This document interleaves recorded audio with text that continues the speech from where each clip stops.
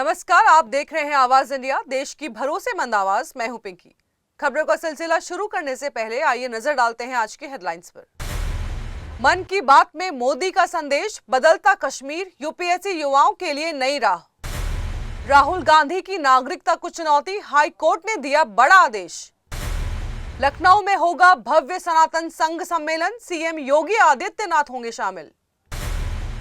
आजाद मैदान में मराठा हुंकार, सड़कों पर रसोई, नहाना, खाना और चौपाल।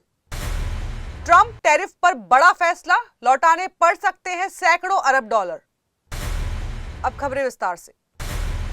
प्रधानमंत्री नरेंद्र मोदी 7 वर्षों बाद चीन पहुंचे और राष्ट्रपति शी जिनपिंग से अहम द्विपक्षीय बैठक की। इस बातचीत में सीमा विवाद, व्यापार सहयोग, आतंकवाद और क्षेत्रीय स्थिरता जैसे मुद्दों पर चर्चा हुई। इसी बीच समाजवादी पार्टी प्रमुख अखिलेश यादव ने केंद्र सरकार पर निशाना साधते हुए बीजेपी के पुराने बयानों की याद दिलाई। उन्होंने चीन के सामान पर भारत की बढ़ती निर्भरता को लेकर चिंता जताई और दावा किया कि इससे देश में उद्योग कारोबार पर बुरा असर पड़ा है। अखिलेश ने बेरोजगारी में इजाफा की बात भी कही। उन्होंने बीजेपी की नीतियों को चीनी चाल बताते हुए 10 पॉइंट्स में से क्रोनोलॉजी साझा की। इस क्रोनोलॉजी में उन्होंने भारत चीन व्यापारिक संबंधों के राजनीतिक असर की ओर भी इशारा किया। अखिलेश यादव ने आरोप लगाया है कि भाजपा सरकार की चीन पर बढ़ती निर्भरता देश की संप्रभुता के लिए खतरा बन सकती है। उन्होंने सवाल उठाया कि भाजपा बताए कि सत्ता में आने के बाद देश की कितनी जमीन चीन के कब्जे में चली गई। उन्होंने कटाक्ष किया कि पलायन स्पेशलिस्ट कम से कम ये तो बता दे कि जमीन का पलायन हुआ भी है या नहीं।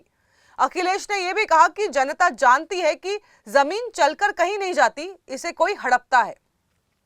उन्होंने पीएम मोदी के लद्दाख दौरे और चीन को लेकर पुराने बयानों पर भी तंज कसा। इसके साथ ही उन्होंने यूपी सरकार और बीजेपी नेतृत्व से पारदर्शिता की भी मांग की। उनका कहना था कि चीन को लेकर भाजपा की चुप्पी और असहज स्थिति देश के लिए गंभीर संकेत है। इलाहाबाद हाईकोर्ट की लखनऊ बेंच ने राहुल गांधी की नागरिकता को चुनौती देने वाले एस विघ्नेश शिविर को सुरक्षा देने का आदेश दिया है। अदालत ने कहा कि याची ने देश के एक बेहद शक्तिशाली व्यक्ति के खिलाफ मुकदमा किया है और उसे लगातार धमकियां मिल रही हैं। ऐसे हालात में उसकी सुरक्षा बेहद जरूरी है। याची ने दावा किया कि उसे यूके सरकार से राहुल गांधी के ब्रिटिश पासपोर्ट की प्रति मिली है और यही नहीं, उसने राहुल गांधी के खिलाफ रायबरेली पुलिस में एफआईआर दर्ज कराने का भी प्रयास किया है। इस दौरान उसे जांच में शामिल होने के नोटिस भी मिले। न्यायालय ने गृह मंत्रालय, आईबी और केंद्र सरकार से जवाब तलब किया है। अदालत ने साफ कहा है कि याची को 24 घंटे सुरक्षा दी जाए और इसके लिए केंद्रीय सशस्त्र पुलिस बल का एक पीएसओ तैनात किया जाए। इस मामले की अगली सुनवाई 9 अक्टूबर को होगी। उत्तर प्रदेश की राजधानी लखनऊ में दीपावली के बाद सनातनी समाज का एक भव्य संघ सम्मेलन आयोजित किया जाएगा। इस आयोजन में मुख्यमंत्री योगी आदित्यनाथ, राज्यपाल आनंदीबेन पटेल सहित कई राज्यों के मुख्यमंत्री और महामंडलेश्वर शामिल होंगे। सम्मेलन का उद्देश्य सनातन संस्कृति को सशक्त और प्रासंगिक बनाए रखना है। ये घोषणा राजधानी के गोमती होटल में राष्ट्रीय सनातन संघ द्वारा आयोजित विचार गोष्ठी के दौरान की गई। इस गोष्ठी में लखनऊ उत्तरी के विधायक डॉक्टर नीरज वोरा और भाजपा प्रवक्ता नवीन श्रीवास्तव ने भाग लिया। कार्यक्रम को लेकर प्रशासन और सामाजिक संगठनों में तैयारियां शुरू हो चुकी हैं।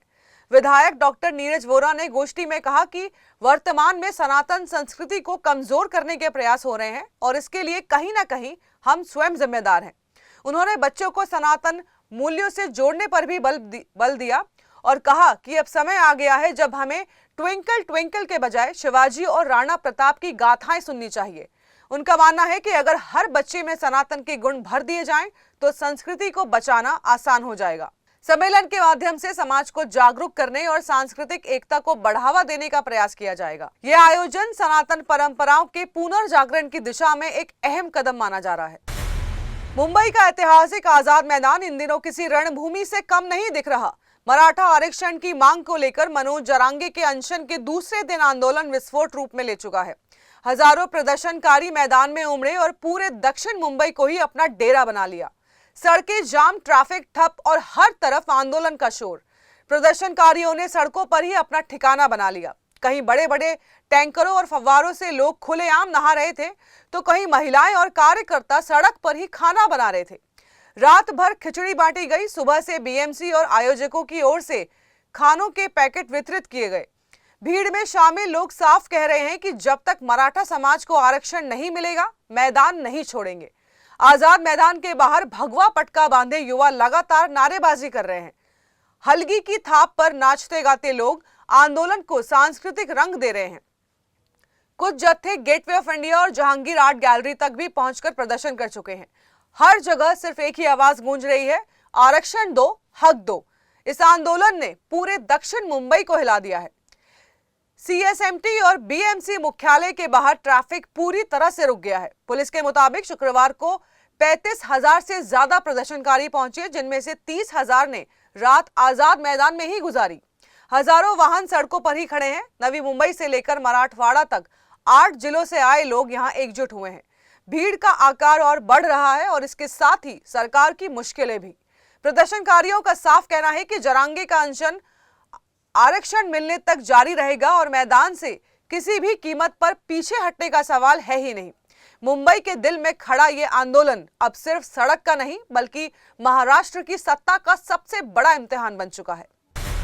अमेरिकी राष्ट्रपति डोनाल्ड ट्रंप को उनकी टैरिफ पॉलिसी पर बड़ा झटका लगा है। अमेरिका की फेडरल अपील अदालत ने फैसला सुनाते हुए कहा है कि ट्रंप ने इमरजेंसी कानून के तहत टैरिफ अवैध रूप से लगाए थे। अदालत ने साफ कहा है कि कानून में टैरिफ जैसा शब्द ही नहीं है और इसका इस्तेमाल इस तरह नहीं किया जाना चाहिए था। हालांकि फिलहाल ये टैरिफ जारी रहेंगे क्योंकि अदालत ने मामले की सुनवाई पूरी होने तक इन्हें बरकरार रखने का आदेश दिया है। ट्रंप प्रशासन के पास अब सुप्रीम कोर्ट में अपील करने या फिर ट्रेड कोर्ट में पुनर्विचार की याचिका दायर करने का विकल्प है।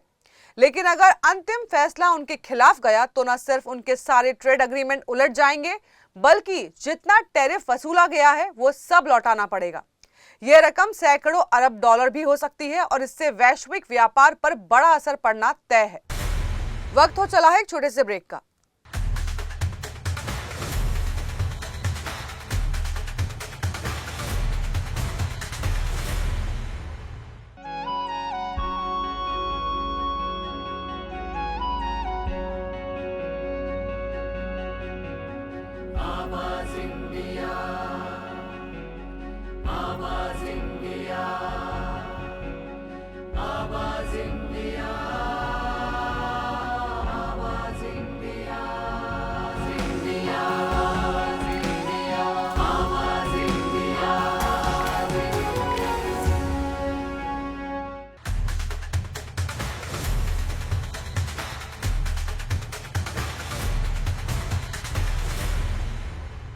ब्रेक के बाद आप सभी का स्वागत है। बढ़ते हैं अगली खबर की ओर। प्रधानमंत्री नरेंद्र मोदी ने आज मन की बात के 125वें एपिसोड में देश को संबोधित किया। उन्होंने शुरुआत प्राकृतिक आपदाओं से की और पहाड़ी इलाकों में आई भारी बारिश और भूस्खलन का जिक्र किया। पीएम मोदी ने बताया कि किस तरह एनडीआरएफ, एसडीआरएफ और सुरक्षा बलों की टीमों ने दिन रात मेहनत कर लोगों को बचाने का काम किया। इसके बाद उन्होंने जम्मू कश्मीर का उदाहरण देते हुए कहा कि अब देश बदल रहा है। पुलवामा के स्टेडियम में डे नाइट क्रिकेट मैच आयोजित हुआ, जहां रिकॉर्ड संख्या में दर्शक पहुंचे। श्रीनगर की डल झील में पहली बार खेलो इंडिया वाटर स्पोर्ट्स फेस्टिवल हुआ, जिसमें देश भर से 800 से ज्यादा एथलीट्स शामिल हुए। युवाओं की बात करते हुए पीएम मोदी ने सिविल सर्विस परीक्षा का मुद्दा उठाया। उन्होंने कहा कि कई काबिल छात्र मामूली अंतर से अंतिम सूची तक नहीं पहुंच पाते। ऐसे प्रतिभाशाली युवाओं के लिए सरकार ने प्रतिभा सेतु नामक का डिजिटल प्लेटफॉर्म बनाया है, जहां 10,000 से ज्यादा युवाओं को डेटा बैंक मौजूद मिलेगा। इस पोर्टल से प्राइवेट कंपनियां भी योग्य उम्मीदवारों को नौकरी दे पाएंगी। पीएम मोदी ने मध्य प्रदेश के शहडोल में चल रही फुटबॉल क्रांति का जिक्र करते हुए बताया कि वहां के खिलाड़ियों को अब जर्मनी में ट्रेनिंग का अवसर मिलेगा। उन्होंने विश्वकर्मा जयंती की अग्रिम शुभकामनाएं दी और बताया कि सरकार विश्वकर्मा योजना लेकर आई है। इसके अलावा उन्होंने हैदराबाद को आजाद कराने वाले ऐतिहासिक ऑपरेशन पोलो का भी स्मरण किया।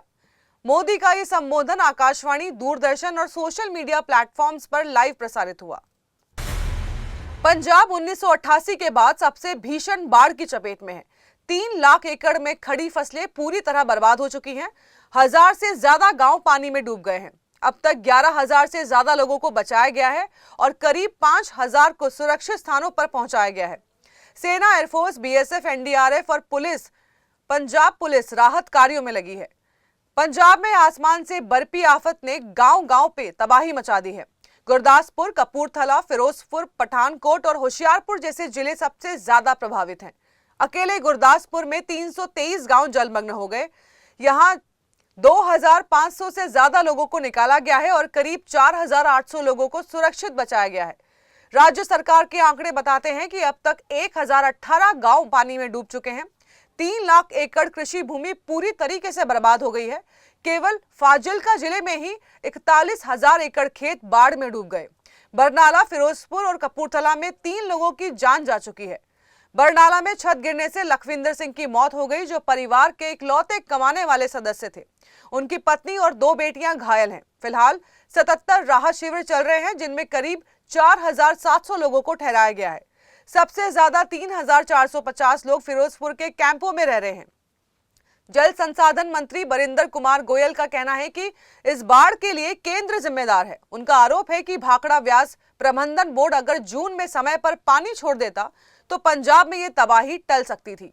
मंत्री का आरोप है कि प्रधानमंत्री ने अब तक राज्य की इस आपदा पर कोई बयान नहीं दिया है और न ही केंद्र सरकार से भी कोई मदद मिली है। इधर बीजेपी नेता सुनील जाखड़, कांग्रेस नेता सुखबीर सिंह बादल और पूर्व मुख्यमंत्री अमरिंदर सिंह ने प्रधानमंत्री से पंजाब को विशेष राहत पैकेज देने की मांग की है। पंजाब की यह तबाही साफ संकेत देती है कि जल प्रबंधन की तैयारी वक्त रहते न हो तो कुदरत का कहर कितना भारी पड़ सकता है। फिलहाल हजारों लोग बेघर हैं और लाखों किसान अपनी फसल गंवा चुके हैं। राज्य सरकार मदद का दावा कर रही है, लेकिन प्रभावितों की नजरें अब केंद्र से राहत पैकेज पर टिकी है। दिल्ली से इंदौर जा रही एयर इंडिया की फ्लाइट में उस वक्त बड़ा हादसा होते होते टल गया जब उड़ान भरने के कुछ ही मिनटों बाद विमान के दाहिने इंजन में आग का संकेत मिला। घटना रविवार की है। पायलट को जैसे ही कॉकपिट में अलर्ट मिला, तुरंत मानक प्रक्रिया अपनाई गई। इंजन बंद किया गया और विमान को तुरंत दिल्ली एयरपोर्ट पर वापस उतार लिया गया। अच्छी खबर यह है कि विमान में सवार सभी यात्री पूरी तरह से सुरक्षित हैं और किसी को भी कोई नुकसान नहीं पहुंचा। एयर इंडिया ने इस घटना की पुष्टि की है और कहा है कि यात्रियों को बिना किसी देरी के दूसरे विमान में शिफ्ट किया जा रहा है ताकि उन्हें सुरक्षित समय पर इंदौर भेजा जा सके। एयरलाइन ने बताया कि सुरक्षा को सर्वोच्च प्राथमिकता देते हुए हर जरूरी कदम उठाया गया। गौरतलब है कि एयर इंडिया टाटा ग्रुप के स्वामित्व में और इस तरह की घटनाओं को बेहद गंभीरता से लिया जाता है। एयरलाइन ने साफ किया है कि यह तकनीकी समस्या थी जिसकी जांच की जा रही है। वहीं हवाई सुरक्षा नियामक डीजीसीए को भी घटना की जानकारी दे दी गई है। डीजीसीए अपनी जांच शुरू कर चुका है और रिपोर्ट आने के बाद ही ये साफ हो पाएगा कि आखिर इंजन में आग का संकेत मिलने की असली वजह क्या थी। यात्रियों की सुरक्षा सुनिश्चित करने में पायलट और क्रू की सूझबूझ बड़ी वजह रही। उनके तुरंत और सटीक फैसले से एक संभावित बड़ा हादसा टल गया। रविवार को लखनऊ के गुंडम्बा थाना क्षेत्र के बेहटा इलाके में स्थित एक पटाखा फैक्ट्री में अचानक जोरदार विस्फोट हो गया। धमाका इतना तेज था कि आसपास का इलाका दहल उठा और लोग घबराकर अपने घरों से बाहर निकल आए। स्थानीय लोगों ने तुरंत मौके पर पहुंचकर राहत कार्य शुरू किया। कई लोग मलबे में फंसे हुए थे जिन्हें निकालने की कोशिश की गई है।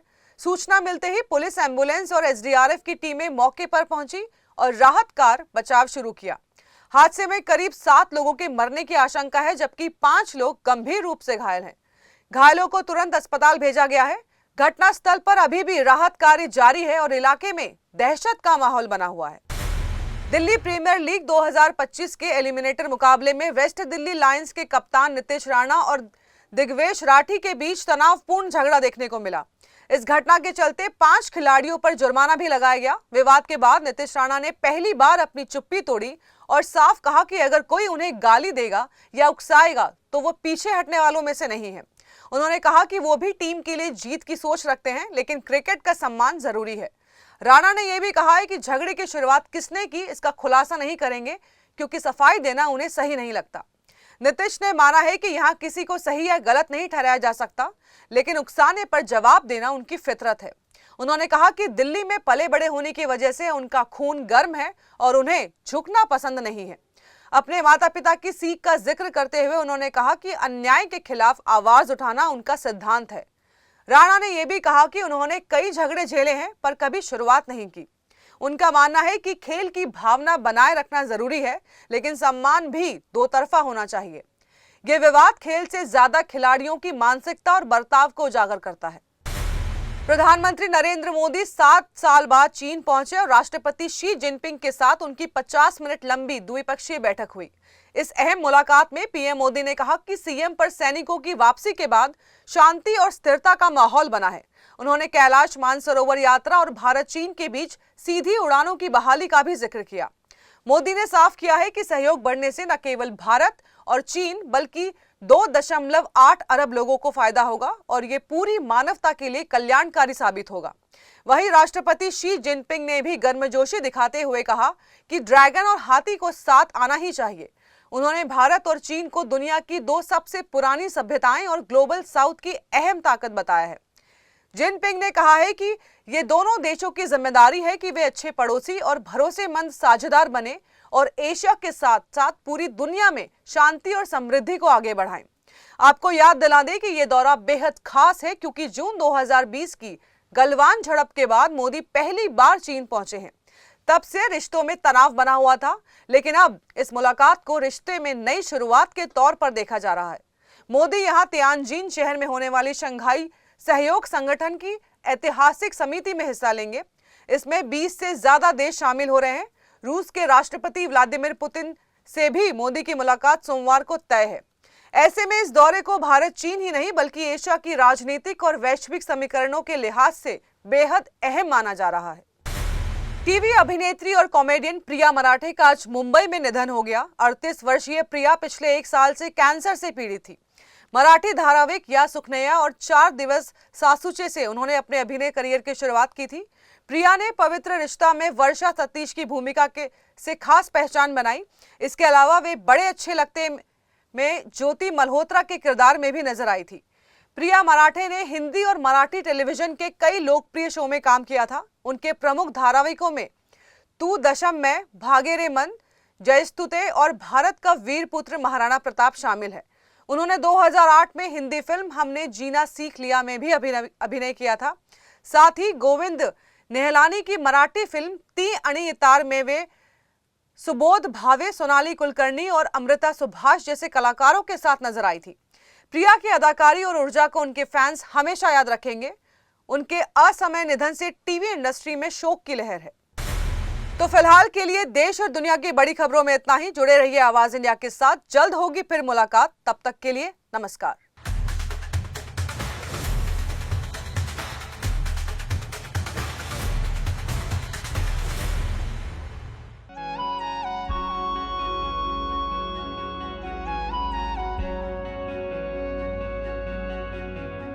आवाज इंडिया।